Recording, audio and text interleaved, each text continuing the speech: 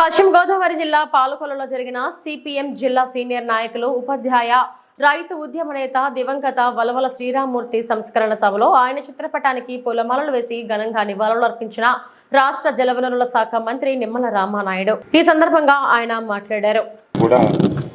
మనందరి హృదయాల్లో ఆయన ఒక సుస్థిరమైనటువంటి స్థానం మనందరిలోనూ కూడా ఉంది.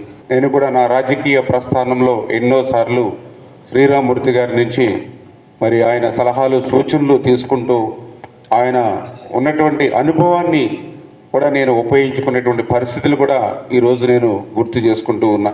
సమాజానికి సేవ చేయాలనేటువంటి వ్యక్తులు చాలా అరుదుగా కనిపిస్తూ ఉంటారు.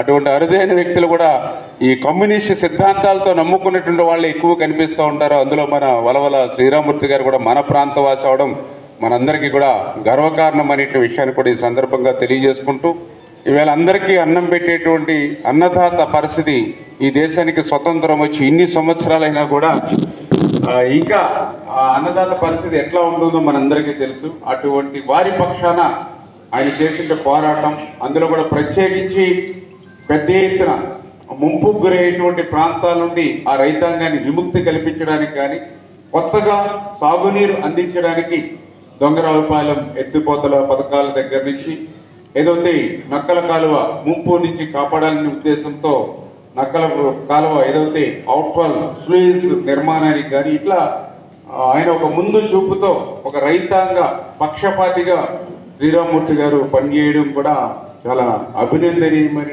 విషయం.